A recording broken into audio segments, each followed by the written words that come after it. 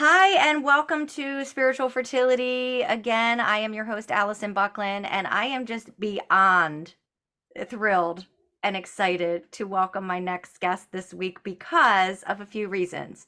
So, we have many connections, certainly. We met through LinkedIn. She was one of the people that I met through LinkedIn that someone connected us, and then I just happened to be traveling like a week later to her hometown, and we got to meet in person like right away from the start. And we've both played an integral part of each other's lives throughout the last several years, 4 or 5 years that we've been connected. And she is not only a mother, but she is an author. She has created the YouMap profile that we'll talk a little bit about. She has kids in different generations, and she has gone through multiple transformations that really lead to the intention that I want to bring forth for this episode that we kind of came about when we were talking is really that not only that self-realization, but that self-awareness that we can have throughout our life as we move forward on our journey and as we evolve and as we grow. But then to be able to be in tune and conscious to recognize where these themes of our life keep showing up so that we can learn.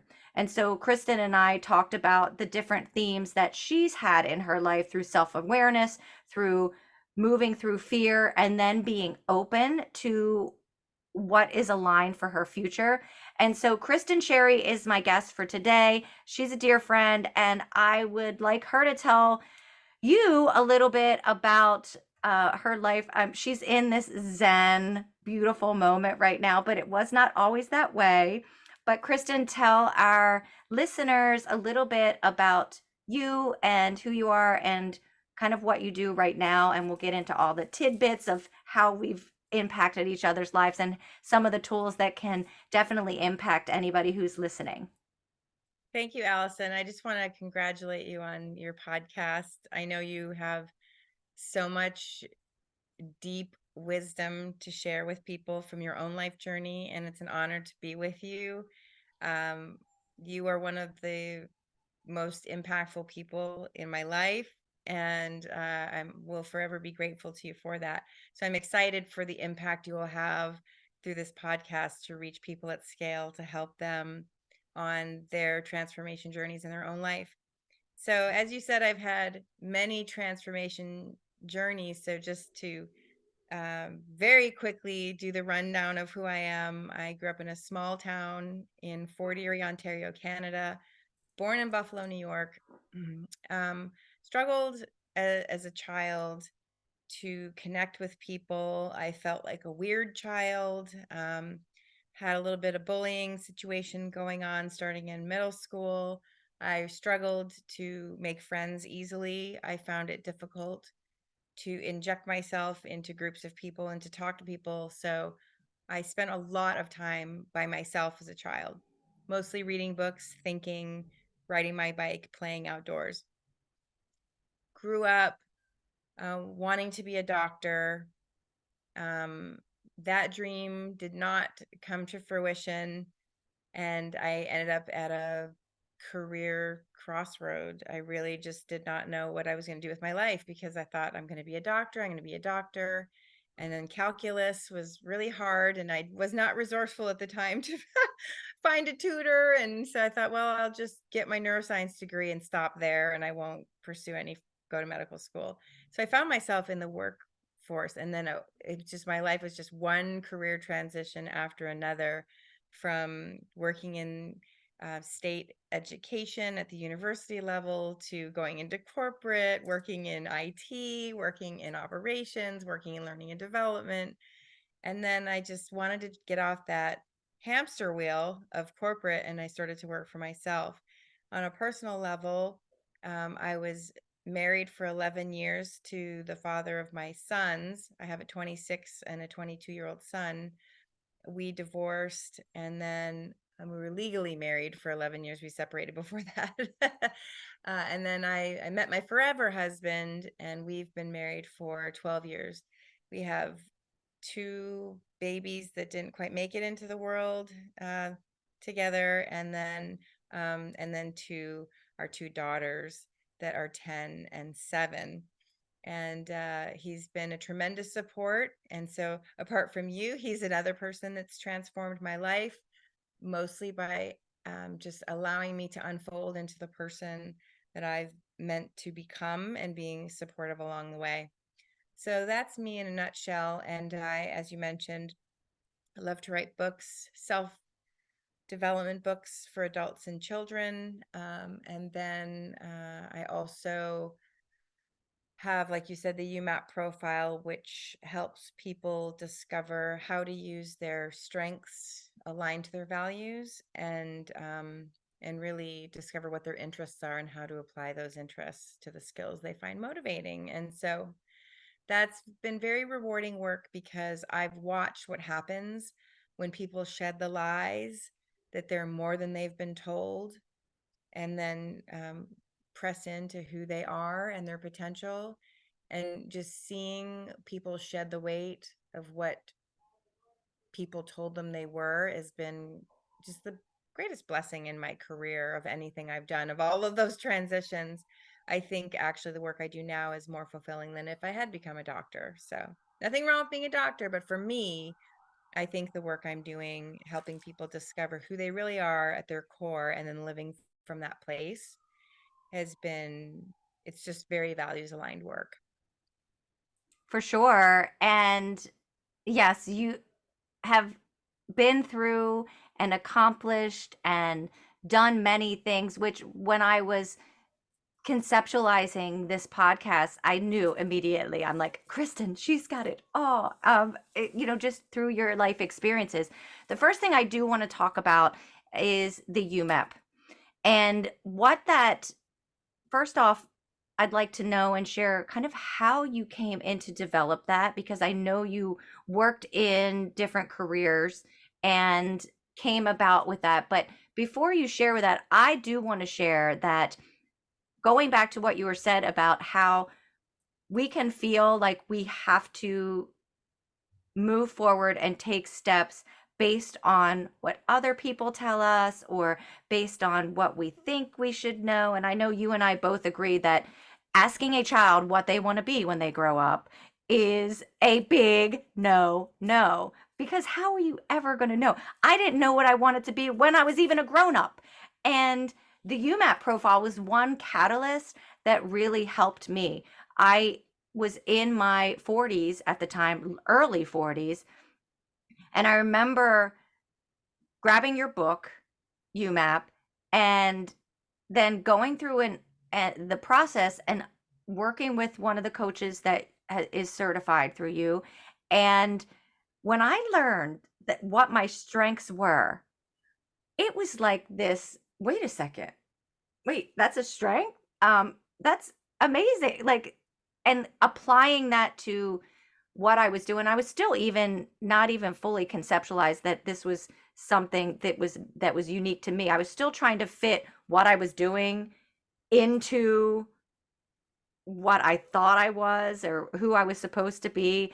But as I continued more with the UMAP and understanding, it really came full circle. And a couple summers ago, I had the opportunity to work with you and become certified as a UMAP coach. But that process just really solidified that the career path that I was on and now going into education was really something that fit. And even goes back to UMAP too with the podcast.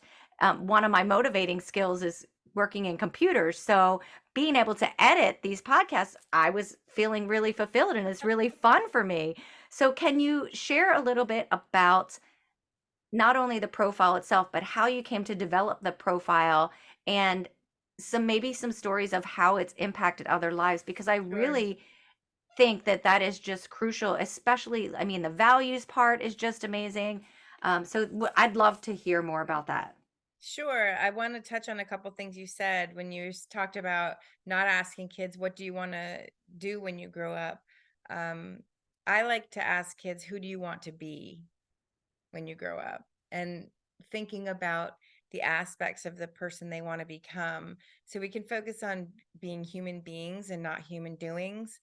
And the reason for that is because everything you said gives me goosebumps, because we try to stuff ourselves into other places. We look at places where we can stuff ourselves, and sometimes we have to shrink to fit into those spaces instead of flourishing and unfolding into who we are, and then attracting the things to us and who we are, instead of folding ourselves up and stuffing ourselves in, because then we can't really, not to sound cliche, but we can't spread our wings that way.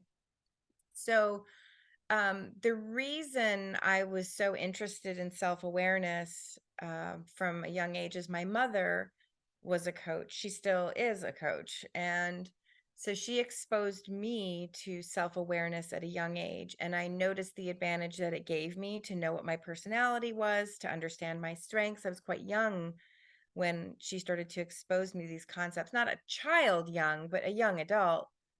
And I noticed that I didn't end up into careers that were just such a bad mismatch. It wasn't even funny. I was using my talents and using my strengths in my work almost always.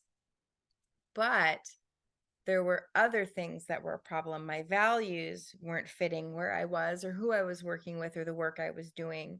And so I started to become curious about why I was so dissatisfied in my own career. And it took me down this personal journey of exploration. And I discovered it was my values that weren't aligned and why I wasn't happy, because I wanted to do work that was meaningful, that made a difference, that allowed me to have autonomy, that I considered to be fun, where I had strong connections with people, all where I could express my faith through my work. There was all kinds of things that I just couldn't do, that I felt constrained. Even though I was using my strengths, I wasn't expressing my talent in ways that were purposeful or meaningful to me. And so a mentor in my life is who helped me. His name is Steve Lashansky, and we were going for a walk one day, and we started to talk about values, and he was asking me what my values were, and I said, well, my values are my family." And he said, "Well, family isn't a value." And I didn't know that, and I was very confused, and I thought, well, if I don't value my family as my number one value, I don't know what I value. And he said, don't. I felt very a little stressed about that. How can I be 44 years old? I think it was at the time. I'm 52 now. How could I be 44 years old and not know what's most important to me? I realized that I didn't. We do subconsciously. Our subconscious knows what's important. And when those values are violated, we experience reactions to that. Sometimes we could go into fight, flight, freeze. Sometimes we can get angry. Like, the way we react is going to be different for every person. Sometimes we withdraw. Sometimes we become demotivated. But I knew that was happening for me, but I didn't know that it was values violations. I didn't know what my values were, and I couldn't like articulate that. So after I did my values in black and white, it was a slap over the head. I was just like, somebody hit me with a pillow, and it woke me up. And I was like, whoa, like, I am not intentionally making choices in my life, shaping my life around these things that I've discovered about myself: my need for autonomy, my need for love and connection, my need for daily fun and laughter, my need to express my faith, my need to really make a difference in people's lives. I did not make intentional choices. And so when I did feel values aligned, it was nothing but, dumb luck, because I wasn't making intentional choices or decisions. And when it wasn't aligned, it was because I did not do those intentional behaviors to ensure that my environment, the people I surrounded myself with, the work that I did, aligned to my values. And so I decided that that was something that I needed to make a change immediately. And so I put the wheels in motion to quit my job and start a business so that I would have more control over my values alignment. Now, sometimes you can do that without quitting a job and starting a business. But for me, because autonomy at that time was my number two value, I knew that the best way to get autonomy was to work for myself. So I went down that path. And as I started to help other people in my work, in consulting and in coaching, I realized they need to know the things that I have come to learn. what burns me out in my work, what am I interested in, what energizes me, what's really deeply fundamentally important to me, and what are the talents that I have, what do I do best that other people need most. And so I started to look for a tool to uncover that in people, and I couldn't find one. I started going into coach forums and saying, what tools are you using? And they would throw tool names out, but I realized nobody said, well, what are you trying to accomplish? You just don't run people through a tool just to run them through it. But all the tools were mostly personality tools. And I thought, well, I want to look at people holistically. I'm very much a holistic person. So when I take care of myself, that's spiritually, financially, relationally, it's health and wellness. It's all the things.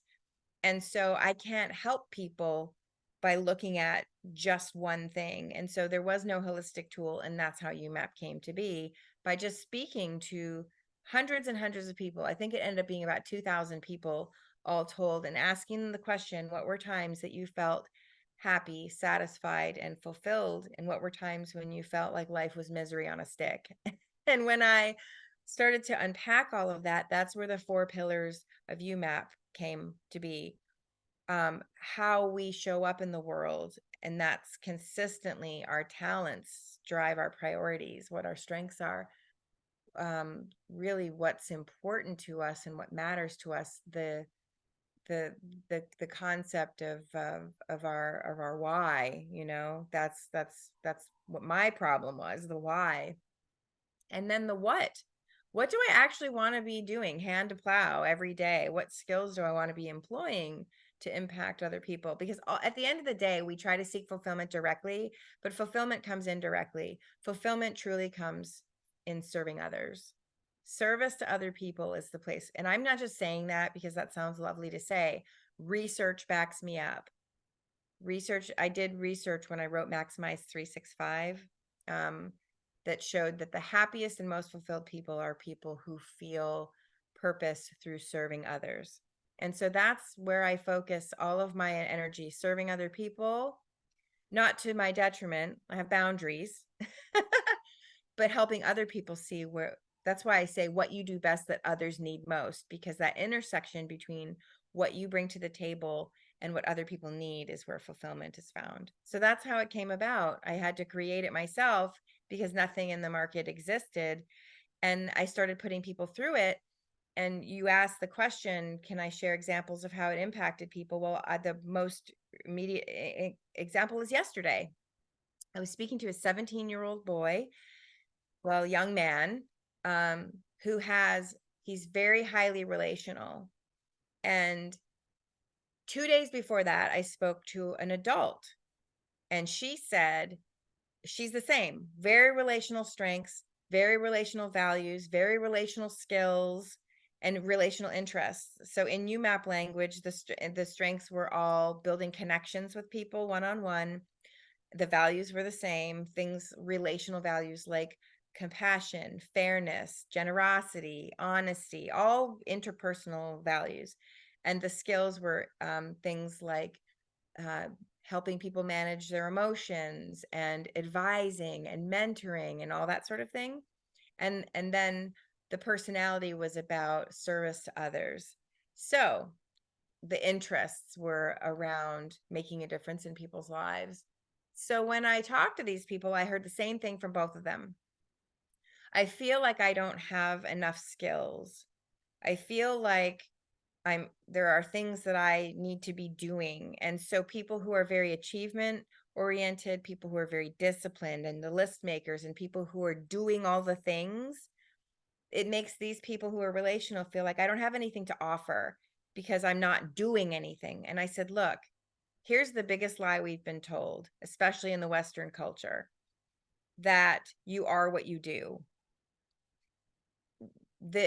What you're failing to see about yourself, I told the 17-year-old, is you don't experience, like if you have what we call inward facing strengths, you get things done, or you're really good at thinking, for example, like you can learn, you can research, you can generate ideas, you feel like you're producing something tangible through reading that book and learning that skill, or getting the thing done on the to-do list. It's very tangible.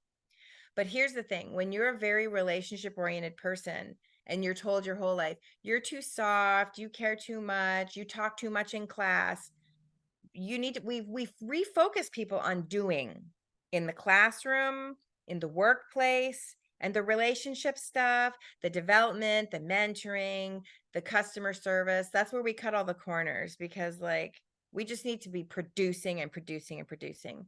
Well, what I told them both, and especially this young man, I said, your impact in the world is impacting other people. Someday at your funeral, people are going to say, Noah changed my life. No one's going to remember that really awesome Excel pivot table that I created when I worked in reporting.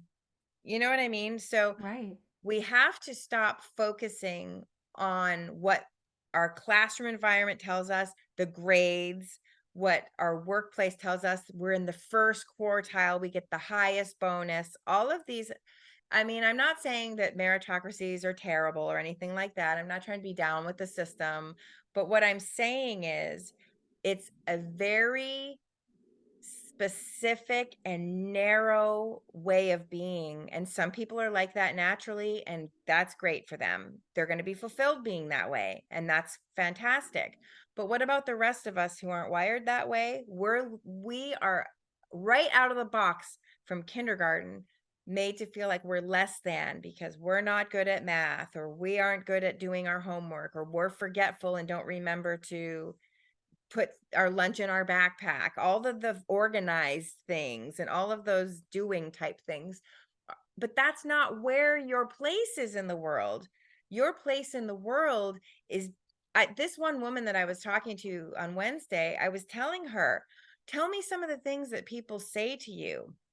She'll and she's like, well, when I mentor and coach people, they say things like, this has been life changing. You have helped me see myself in a way I never saw myself before. And I said to her, I said, the reason you feel that's not enough is because it's not impacting you. You don't see the outcome. It's felt in other human beings. And we feel the impact when we're the doers, we're getting it done, we're getting the results, we're writing all the books, we're doing all the things. We can feel the impact and see the impact as a tangible outcome. But when you are wired to bring transformation in another person, you don't feel it. And so you don't recognize the tremendous value that you're bringing to people. So the biggest thing, my biggest mantle right now, the podium that I am on, is helping relational people realize that they can change lives and not wish that they were better at tasks, because it's there's nothing wrong with you. It's about being where you belong, putting yourself where you're valued, putting yourself in environments and in positions that need what you have to offer. There's nothing wrong with you. Nothing needs to be changed about you. And that's kind of the drum that I'm beating every day. Well, I'm relational, mostly relational for sure. And one takeaway that I've come in understanding about like this tool, and I can certainly align with what you're saying, because we are meant to, like, from a very young age, fit into this box, and we're in this place and in the education system, and like, okay, we have to do things this way, and then we internalize that and create those stories that become our negative self-talk, which then certainly can evolve and change as we grow and as we evolve. But the one thing that I do love about UMAP and that process is that it gives each person really their unique contribution, because we are all unique. We are not the same. This is a map for us and who we are. But it gives us that unique contribution. I mean, I know my unique contribution is to provide a supportive, fun, and collaborative space to initiate and motivate change within each other's, to work with multi generations, to know that I am a teacher and I am a healer and I am a coach. Like, that is my unique contribution.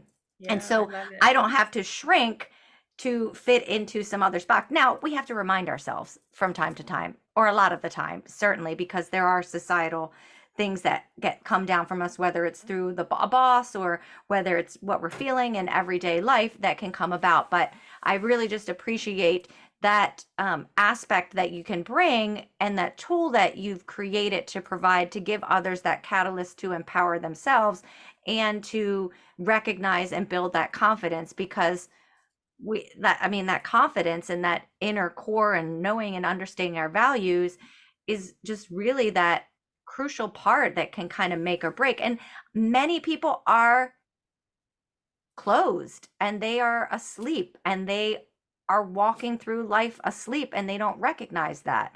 And that's okay, because that's the path that they're on at the moment. But in and I think the pandemic was a really big catalyst for a lot of folks to then begin to wake up and to become more conscious about what they're doing every day, and what makes them happy, and what do I really value, and is this career really aligned? Do I want to do this, or do I not want to do this, or what are the things that are coming along? And um that was certainly a big catalyst that we can have on our life's journey. And I want to go back and circle back to kind of the themes that we talked about, because self-awareness is that piece, but then we do need to move through that fear of Yeah. I'm not enough, I'm not worthy, I could never do that, or maybe something that somebody is telling us is that. But then we can also move into that trust factor. So I want to get into a little bit about being open and to evolve, and what role has spirituality and your faith played in your journey? Because you did mention that you walked through miscarriage, which can Mhm. certainly be something that we have to rely on our faith and our inner guidance for, and to have relationships to help us through that. But also in changing careers, and in raising a family, and moving through your life as it is right now. Can you touch on a little bit about that spirituality and that faith aspect, and how maybe that's played a part in your life? Sure. Well, the understanding who I am, I believe, is a segue to that. So I want you to imagine the creator saying to you, I've given you these gifts, and these gifts, I want you to unwrap these gifts and use these gifts. And when you use these gifts to impact other people and help others, that's how you can repay me for the gift of life. So that segues for me, taking the time to understand who I am, and that self-awareness then equips me to the spiritual aspect of that. And it's funny because I was an atheist until I was 30 years old, and then I went on a spiritual pilgrimage to discover uh that faith journey. So that's a whole other story. But the spiritual aspect has given me, that's where the trust has come in for me to actually act on these things I've learned about myself. So truth is an anchor. So I've discovered, and when I talk about there's nothing wrong with you, that's not permission to say to people, you know what, I am who I am, and you just need to deal with it. This is me. I'm not changing. I need to be true to myself. There's a difference between who we are and our behavior, and this is not a license to be a jackass to people. Changing your behavior for appropriate settings and to be effective with people isn't changing who you are. So there's that core of who we are, and then we situationally change our behavior based on the appropriate social cues and things that you talked about. But the spiritual aspect for me has been understanding that I have a purpose. And it's really important for people to believe in something bigger than themselves, because you can't anchor to yourself. Because if you everyone is going to worship something. And if you don't, some people worship God, some people worship whatever it is people worship, right? Um, but if you people end up worshiping themselves. So I'm gonna put my career ahead. I'm going to put myself above everyone. It's self-care gone too far. It's when you say, I am my number one priority, and if anybody else uh invades my boundaries, and they get unrealistic with that, nobody can give you feedback, nobody, then I'm just going to kick you to the curb, I'm going to kick you out of my life because this is my self-care, I'm going to cut toxic people out. And then toxic people are people who are just trying to tell you like you're going down a bad path, and just trying because they care about you, and you're just like, out you go of my life because you're toxic. That's not what we're talking about here, right? So truth, though, becomes that anchor, and that if you anchor to just yourself, I mean, how does that, you can't take a boat and anchor to itself in a storm of life, because it's not anchored to anything. So the truth becomes my anchor in my life. And so for me, that element of knowing my identity and knowing who I belong to, my relationship with God, that has been my spiritual foundation. And then that is the foundation that I can step out and take risk. I can do things that are uncomfortable or maybe seem scary. And that has equipped me to be less of a control freak. I used to be very much a control freak. I always, to the point where how laundry was folded, if anyone put a towel on a hook and they didn't take the corners of the towel and make sure they were even, I would like, you have to fix that towel, because I was just like such a perfectionistic control freak. A little bit like mildly OCD, I would say. I never went for a diagnosis, but I had a lot of that going on. Like, couldn't be any drips of water in the sink. And I was, it's suffocating to even think about how I used to be years ago. So learning to let those things go when I had children was critical to my emotional well-being, because you can't control every aspect of your environment when you have messy human beings in your life. If you live alone, go for it, if it brings you happiness. But I just don't know that would ever bring anyone happiness to be that controlling. So learning how to trust, I started to say things like, when I wanted an outcome, I would say this or something better, Oh. because I started to realize that I didn't know everything, and I didn't always even know what was best for me. My job was to know who I am, know what's important to me, and look out to into the world and make decisions aligned to that. But sometimes there's things we don't know, and we don't know what we don't know. And sometimes there have been things that have been better for me that I wouldn't have chosen. And the more years you get under your belt, the more you can look back and say, wow, if I had actually got what I wanted, that would have been a disaster. And look how much better things have turned out.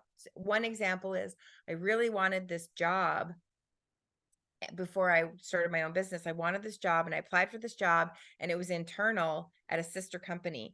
And I was so disappointed I didn't get the job. And I found out later that particular division of the company worked people into the ground. Mm. Everybody worked 100 hours a week. And I was a single mom with 2 little boys at the time. And so I escaped that. It would have been the death of me, but I was so upset that it didn't happen. Another job that I had accepted, and then my company counter offered, so I accepted, or the department I was in counter offered, I accepted the counter.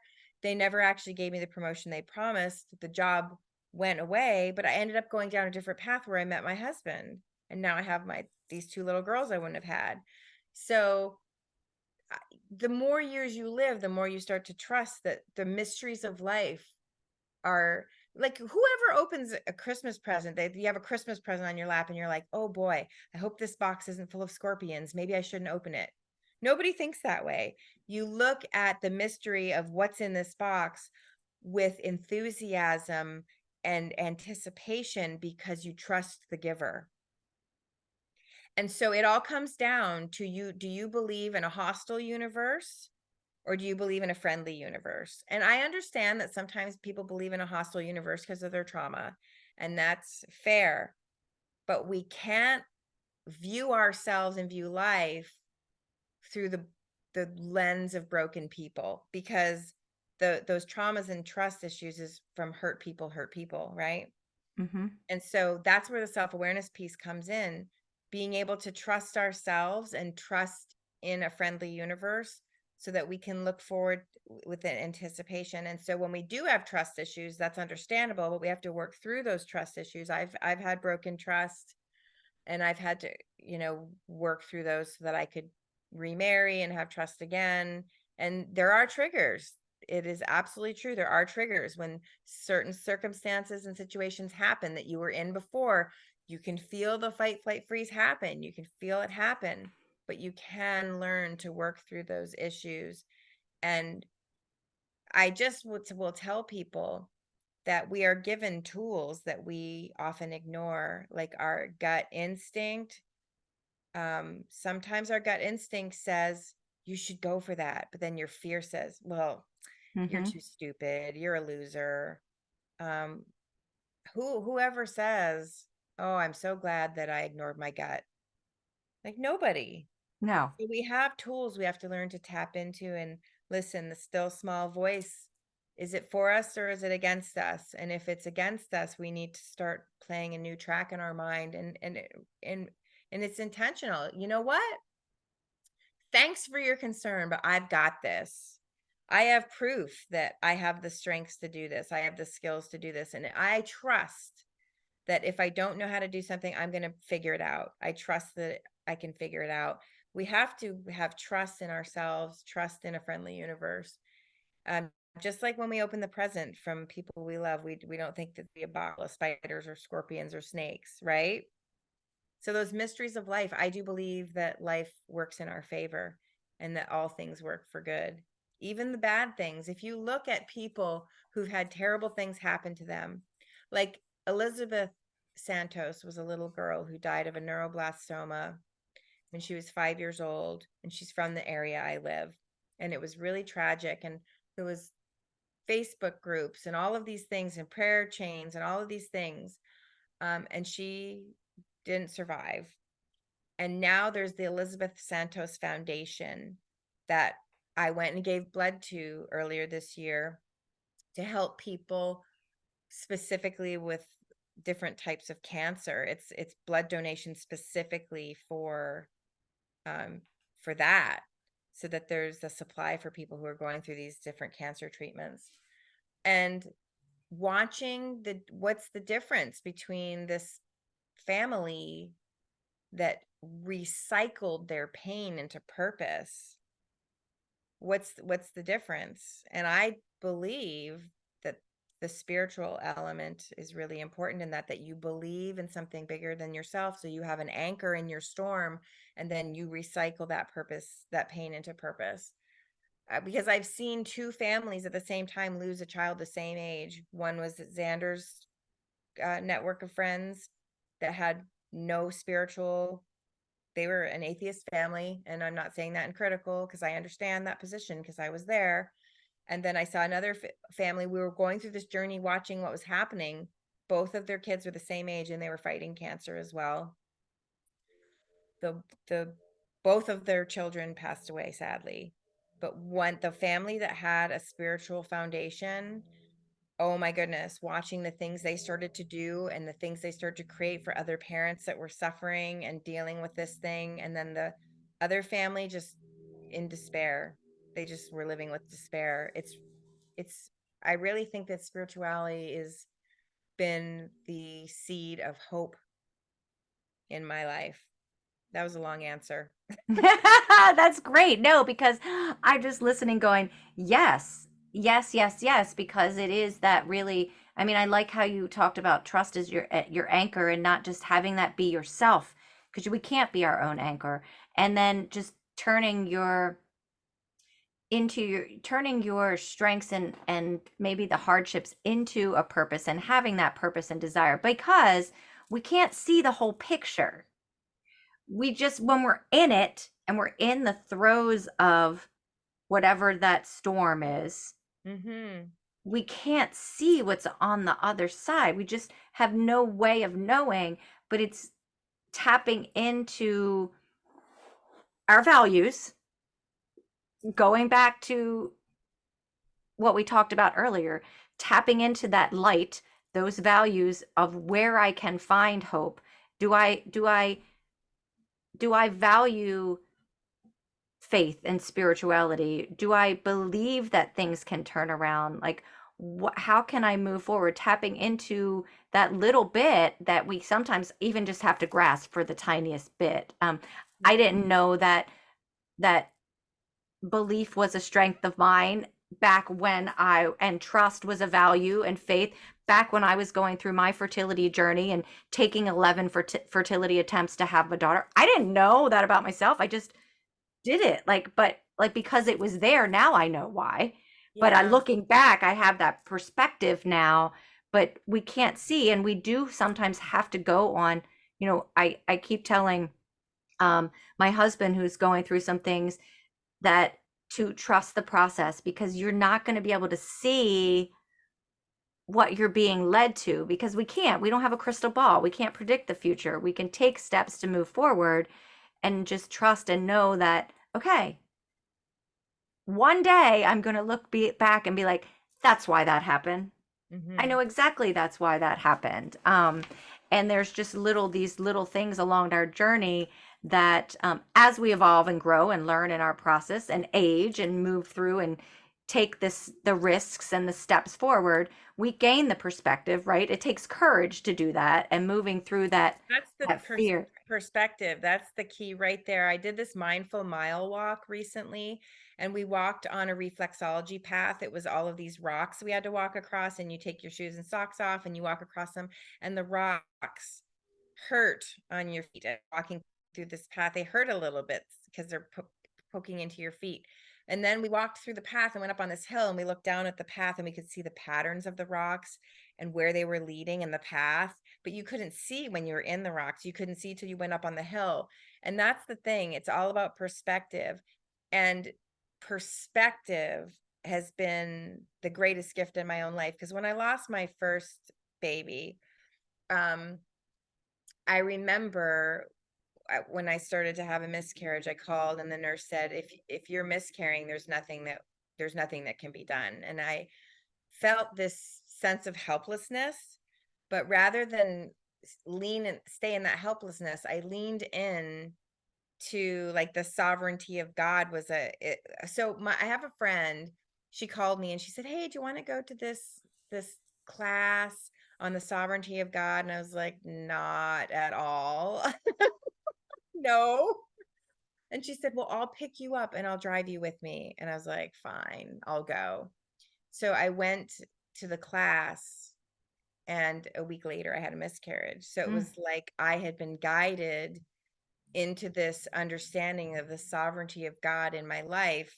And I'm not saying, "Oh, I'm so glad I didn't have that other dumb baby," because now I have Evelyn, but I have Evelyn now, who she is such a joy in our life, and it's just that she was the one that was meant to be here, and that's just how that is. But going through that experience when I lost that first child, it's hard for people to understand this, but I remember, I went into the bath, I miscarried, and I was in the bathtub and I was just crying, and I said, "Okay, God, I will accept this, but I'm going to need you to draw close to me because I need you to get me through this." And I had never felt the presence of God more strongly in my life. And I got out of the tub and I laid on the bed, and I said to my husband, I said that I'm the baby's gone. And he was like, "You don't know that. We had our ultrasound to find out do all the ultrasound like the next day." Mm-hmm. And I said, "I can tell. My waist felt different. There's this thickness you feel when you're pregnant that I just didn't feel anymore." And he said, "Well, let's just wait." And I said, "Oh, okay." And we went the next day, and she did the wand thing, and she said, "I'm sorry." Those are the two words she said. And I knew it. I knew it the day before. And we went home and we wrapped our arms around each other and we sobbed in each other's arms. And I have never loved my husband more Mm. than him sobbing in my arms the loss of our child. And I know that's hard for people to understand, but that brought a closeness in our marriage that I never knew was possible. that only came through loss, to be Mhm. able to see into a compassion and tenderness and gentleness of my husband that made me love him so much more. And only that loss gave me that window into knowing him on that plane that I would have never. And it's more than that, but that was one of the really valuable things from that experience. Yeah, I mean, that's light shining through the darkness, Yes. right? Like that's like that glimmer, like we're in the darkness, we're in that dark night, we're in that just pain, but that just like that glimmer that we can come through, like that's the lesson. That's not just the lesson, that is that light. That's that, okay, now I understand.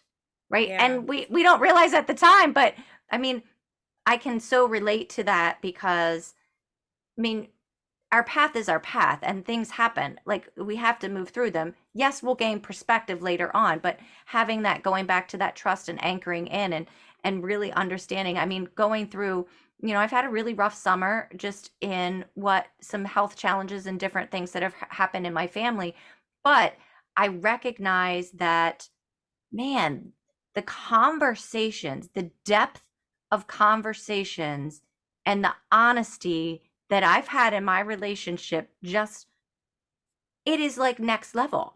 And the closeness and the evolution of what comes in those interpersonal relationships. I mean, pain comes, but that light shines for sure. And We all take miscarriage, a turn in the bucket. We're all going to take a turn in the pit. right? I mean, we do. And that's life. That's our evolutionary journey. I mean, that's Multiple turns in the pit, not just one. multiple turns in the pit.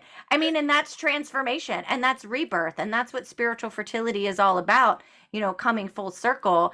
It is that rebirth and that transformation that we go through so that we can navigate the next thing in a higher level of consciousness and evolution. Oh, so And true. we can impact others, through what we learn. Because going through my fertility journey, like, okay, yes, I go through it and I have my beautiful angel miracle. However, I know that when I tell my story to people who are going through the fertility journey right now, it does provide hope and inspiration. It's hard and Sure. it's tough and I get it. But, that perspective comes out and it just really brings it full circle. And I know you have the same thing as you're going through the things in life that you do go through, and it brings us full circle to be, that's what spiritual fertility is all about. It's being motherly, it's knowing yourself, it's practicing that transformation, it's living in your values, it's giving those gifts to others and being the best we can. You shared before we hit record here, um, that you've gone from being the person that you were working 100 hours a week and digging in, and you touched on the control, and to now having this just zen af Quote life and quote. and building, and going through what you go through to have this business, then have the life that you have now, and being able to be present with your family, recognizing how that has impacted everybody around you. And I mean, that's just full circle for sure. But the smooth sailing is I'm going to hit a storm again. I mean, I'm a Mhm. human being, right? So I'm enjoying the calm right now. But each bump I hit, I feel more and more equipped to handle. I had a friend one time ask me, how come bad things happen to good people? How come uh all, why would that happen? And I said, it helps me understand life better when I think of a parent-child perspective. Imagine you gave your child everything they wanted. You made their life so easy. Do their homework for them. Don't make them study. Candy for breakfast every day? Sure. Um, you want to have TikTok at 7 years old? Go for it. Like, you gave them everything they wanted. They would be the most spiritually shallow, like 1 millimeter deep person you could ever imagine. And what you would be doing was creating an absolute nightmare. The only true way in life, it would be great if it wasn't this way, but the only true way in life to develop empathy, compassion, generosity, fairness is through pain, with understanding the pain of others, through their story, going through your own pain.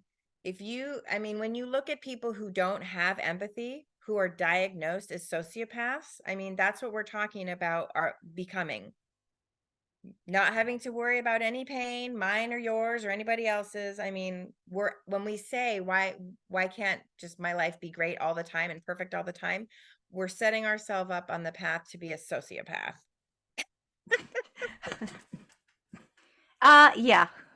Right. And we don't want that. No, I mean, that's not, no, And I that's know not, I don't say that with a lack of compassion for people who actually are diagnosed with that, because it's a horrible thing for everybody involved to have to deal with that. I mean, I'm not trying to be flippant, but the reality is, if life just always went in our favor all the time from day one, we would be the most insufferable people we could ever imagine, mm-hmm. Yes, we would. and extremely selfish. And extremely selfish, for sure. Um, we've talked about so much on this episode, and I know that your time is valuable and we are moving through, and so I'm sure at some point I'd like to invite you back again, because we didn't even touch on health journey and transformation and that. But I before we do and excuse me, and close, I do want to share one impactful thing, because many people who are going to listen to this are parents, um, and our mothers.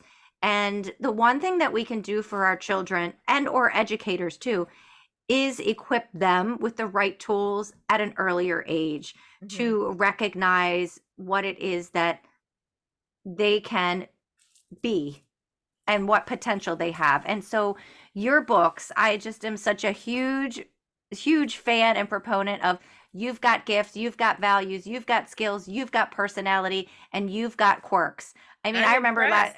yeah, oh yeah. Girl, I got them all. And I remember even just last year, during I was teaching in our after school program, and it was second, third, and fourth graders, and it was autism week. And I had made copies, or had copied and pictures of the book, You've Got Quirks. And I had them take turns reading the different parts of the book to just Oh, understand how we can interact with each other and, respect each other. So anybody who's listening, those just are a great way to interact and get to know your children, to practice their reading. I mean, it's all everything, but to just develop that awareness at such a young age. And, I so much value that. And I would love for our educational system to, include more of those restorative practices and ways to get to know each other, instead of the achievement, grades, fit into this box, you need to do this, you need to do that. But that's a big picture, that's the futuristic in me coming yes. out for sure. So yeah, thank you for all of that wisdom that you've put forth and share, and following those breadcrumbs that you had, and listening to your intuition and others who may have helped you along that way, to put that out so that you can impact multi generations, because that's definitely in alignment with what I'm all about too. Absolutely. Thank you so much. I really love the discussion questions at the back of each of those books too, so that parents and kids can have meaningful conversations and really get to know things about your kids you didn't know, because kids don't really have the tools sometimes to share their insecurities, to share what they are self-conscious about, to share things they're struggling with at school. Um, my mother has said to me, "I wish you would have told me some of the struggles that you were going through as a child." And I said, it didn't occur to me to tell you, and I didn't know how. Wow. Wow, what a full circle moment, because you started out talking about your childhood, and now, like, are able to impact others in that way. And so I really appreciate and am thankful that we were able to sit down and have this conversation. And I just value you so much as a friend, and as a mentor, and as a teacher, and as somebody that was led into my life, and now through this channel, through this medium, through this podcast, can we get to team up and share our wisdom for others. So thank you so much. Thank you, Allison. This was fun. Super fun.